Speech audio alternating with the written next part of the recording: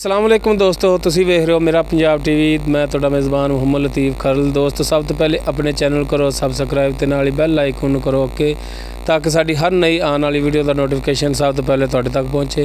दोस्तों, रोज़ाना की निस्बत अज भी तुहाडा वीर तुहाडे वास्ते एक ताज़ा सूई मझ की वीडियो लैके हाज़र होया। उम्मीद करांगे कि तुहानूं ये वीडियो बड़ी पसंद आएगी। सब तो पहले कैमरामैन तुहानूं मझ दिखाएगा, कैमरा नज़दीक करके, उस तो बाद करांगे मालक नाल गल्लां बातां। मत्था दा थोड़ा जिहा सफैद है जी, अद्धियां अखां कालियां अद्धियां चिट्टियां, खुंडे सिंग, माशाअल्लाह चंगे वजूद दे विच, मुकम्मल इसदा कद है थोड़ी नज़रां दे सामने। डरेगी ज़्यादा, यह मुकम्मल है इसदा कद है जी तुहाडे सामने। हर एक चीज़ तुहानूं दिखावांगे तसल्ली नाल। मझ वैसे डर रही साडे तो, वाना वहावन तो भी डरदी पई है।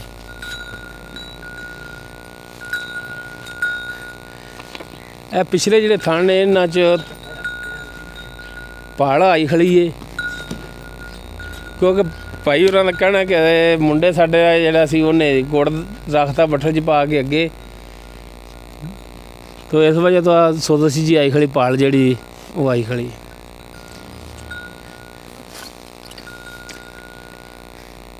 पक्की मालक तो पुछना कि सूई मझ मगर इहदे की जनाब कट्टा है, वो कट्टे नूं माड़ा जिहा लियाओ हाँ, विखाओ हाँ कि कट्टा। बैक साइड तो भी बहाना वहाइए, खड़ोंदी नहीं भी किसी पासे।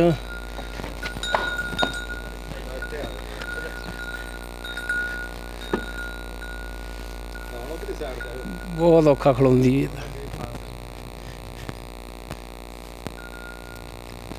है जी। हवाना इनका तुहाडे सामने जी, पिछे सार तक जा रहा हवाना थोड़ी नज़र सामने, तसल्ली कर सकते हो। बाकी हुण खड़ोंदी भी नहीं पिछे अज नाल। पिछले थण जिहड़े ने थोड़ा हवा लई खड़ीए, इन्हें गुड़ खवाया है तो अमूमन ताज़ा सोया जानवर होवे ना जी, गुड़ खवाया हुआ तो हवा लै जाते थण। इस वजह तो मोटे मोटे नज़र आ रहे हैं। हाँ जी, है जी कट्टा, यह पिछे इनके कट्टा है जी, काला स्याही कट्टा है, बस थोड़ी जी पुछ लेंदी सफैद है।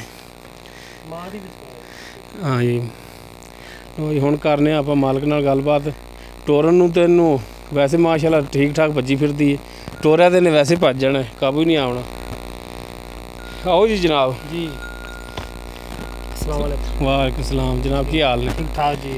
की नाम है जी अपना? मोहम्मद खां खिची जी। मोहम्मद खां खिची। अच्छा खिची साहब, ये दसो कि अपनी जी मझ है दहाई है किनवा सुहा सूई है? दूजा ने जी। दूसरा सुहा सूई जी जनाब। कितने दिन हो गए सूई नूं? 3 दिन। 3 दिन हो गए। हाँ जी। हाज़र टाइम दुध कितना कर दी? हाज़र टाइम जी निचोड़ 10 किलो दुध है, 2 टाइम का। 2 टाइम का 10 किलो निचोड़ दुध? निचोड़ दुध बगैर बच्चे ने पवाए? बगैर बच्चे ने सारी चोइए? सारी चोइए 10 किलो 8 किलो है। हाँ, बच्चे ने पवा के 8 किलो। हाँ जी। अच्छा, इनका कोई पिछले दा है कोई रिकॉर्ड पिछले सूबे का?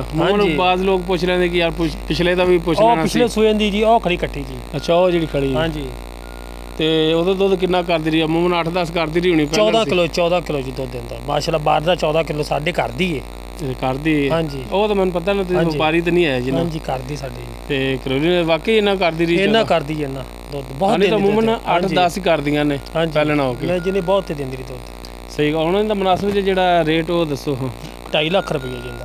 2.5 लाख? हाँ जी। तो प्यार मुहब्बत साडे नाल रेट दे विच कमी पेशी करोगे? कर लांगे जिस कर तुसीं आओगे। हाँ, क्योंकि हाली दुध 10 किलो ही है, जो दुध वल होवे तो बंदा चलो आंदा भी। बिल्कुल जी, बिल्कुल जी। क्योंकि आप हाज़र टाइम जिहड़ा है उनकी गल करनी जी जी जनाब। तो मेहरबानी रेट दे विच लाजमी करें। ठीक हो गया। लो दोस्तों, भाई मोहम्मद खां खिची साहब 2,50,000 डिमांड कर रहे हैं। दूसरा सूबा है, 3 दिन हो गए सूई नूं, 10 लीटर निचोड़ दुध है इहदे थल्ले। दोस्तों, उम्मीद करांगे कि तुहानूं साडी अज दी वीडियो पसंद आएगी। साडी वीडियो पसंद आए इन लाइक करना, शेयर करना, अपने कमेंट्स का इजहार करना। साडा WhatsApp नंबर है 0321 57 29 251। इस दे नाल ही अपने मेज़बान मुहम्मद लतीफ़ खरल हुंदे वो इजाज़त। इंशाअल्लाह मिलने नैक्सट वीडियो ते। अल्लाह हाफ़िज़।